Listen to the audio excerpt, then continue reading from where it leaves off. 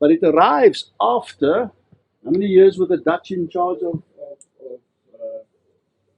South Africa?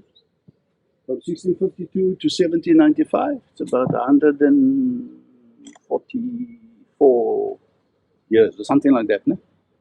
You'll do the maths for me. I'm not good with mathematics. Right? Let's call it 144 years. I think it is. 144 years of Dutch occupation. Now ask the people in Cape Town, and we are in Cape Town, what is the impact of Dutch colonialism? Answer, we speak their language. What's the dominant language of colored people in Cape Town? Afrikaans. Of course, there's a debate that Afrikaans is actually a derivative and an outshoot of the Khoi language mixed with Arabic, which is true. But the Afrikaners announced Afrikaans as their official language, by the way, in 1925 only. Yeah? So Afrikaans is a new language. But the point I'm making is that Afrikaans or language is one of the things that changes when you are colonized. What's the other thing that changes? The religion. What is the dominant geloof in the Western Cape? If you just talk amongst, if you will, colored people, or if you want to call it so-called colored people, or Khoi people, or it's the Dutch Reformed Church, die NG Kerk, die Nederduitse gereformeerde kerk. Yo, they did a good job, huh? So we all believe their religion, we speak their language, we even dress like them. Clothing, culture. Yeah? That's what happens to people who get colonized. To survive, you take on the identity of your oppressor. Anders dan gaan jy nie survive nie. And also education ook daar. Ons kan education ook daar sit. Because I didn't want to put education, but education, what is the function of education in a system like this? It's indoctrination. Yeah?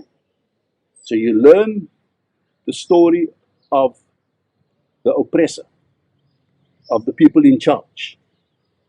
They write the history books. You learn their history.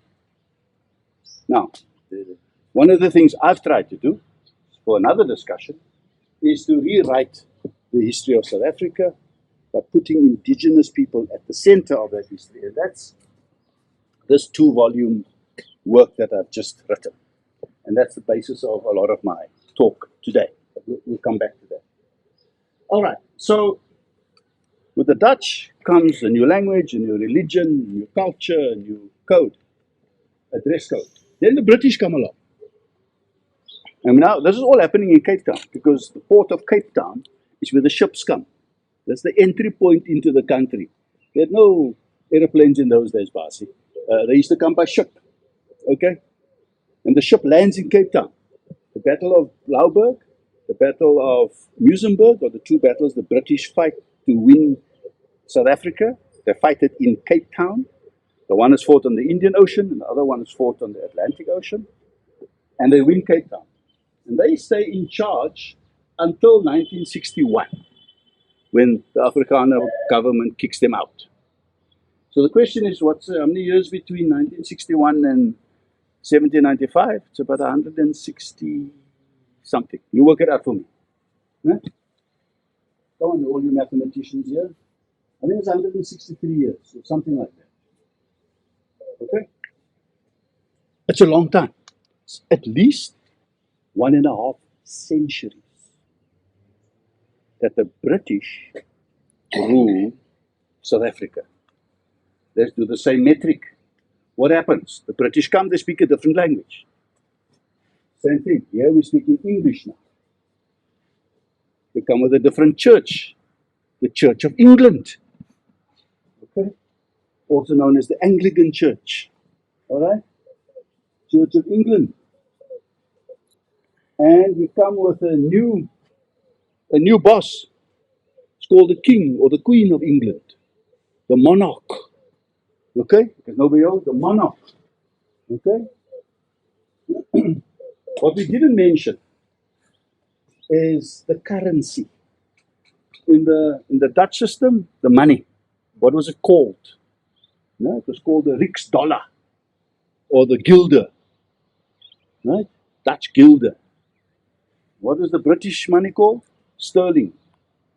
Pennies. Pound. The Christmas puddings used to have a ticky in it if you're old enough to appreciate. No? So the currency changes. All right? After 163 years. Now imagine you're a person living in Cape Town, which is you, of course. We are in Cape Town as we speak. I mean, I'm doing this seminar, which is 2.5 hours drive outside of Cape Town, but we're still part of the Western Cape. So the people who are pretty much anchored in Cape Town, how would they describe their heritage? They say, well, you see, when the Dutch were here, my forefathers and foremothers used to speak the Dutch language. And then the British came, and then my forefathers and foremothers spoke the British language and went to the British church and followed the British monarch. Oh, okay. And then we're speaking about identity now, né? And then the Afrikaners come along and say, hey, this is enough now. We are an independent country. And so what do? You can guess the answers. Né? What church did they impose? Well, this is the question. De hervormde gereformeerde kerk. So we're not Dutch reformed anymore. We're still reformed in orientation, but we are our own type of reformed people. Okay. And that reformed people believe that white people are superior to black people. That's that version of reform. So apartheid reform. Here's moeilijkheid. Here's trouble coming. Because very soon I'm going to tell you how the head of that church has a revelation and he realizes, but white people and black people are equal.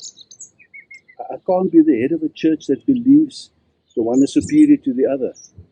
And what happens to him? Professor Haynes, he's assassinated. Okay, so the Reformed Church, they changed the currency. And the rand, they said Afrikaanse rand is introduced. Currency changes. What else changes? The education changes. And the education is now called Christian National Education. And me, Ruben Richards, I'm a product of that education system. So I must reveal for context purposes. So I was born in 1960, so I'm dating myself here a little bit. But the education system changes. And the education system is designed to teach you what your place is in society. White people at the top, black people at the bottom, colored people sandwiched somewhere in the middle. So they always say you're the ham in the sandwich. You're not black enough to be black, but you're not white enough to be white. Because we're brown. That's who we are. Proudly brown. Okay? So that's the picture. And that goes on from 1961 to 1994. What happens in 1994? And that's the question. Our theme today, the first thing that happens in 1994 is reconciliation. And it's saying, all this stuff here, we must find a way to reconcile it so that we all are on the same page, that we are all sharing the same view. Now, we may not share the same view of the past, But the appeal is that we share the same view for the future. And what is that future that we are dreaming for and hoping for and working towards? Is a future that is enshrined in our Constitution, where it says we are all equal, we should all have an equal opportunity to achieve what we want to achieve. But the Constitution also recognizes we come from a broken past. And so we must make some, what's rechtstelling in English, some remedial work. We must do some fixing up of the past. It's like an athlete who breaks a leg. The leg has got to be put into a plaster cast for a short while until the bones realign. And then you take the cast off and then you do the rehabilitation work and you nurse that person back to life.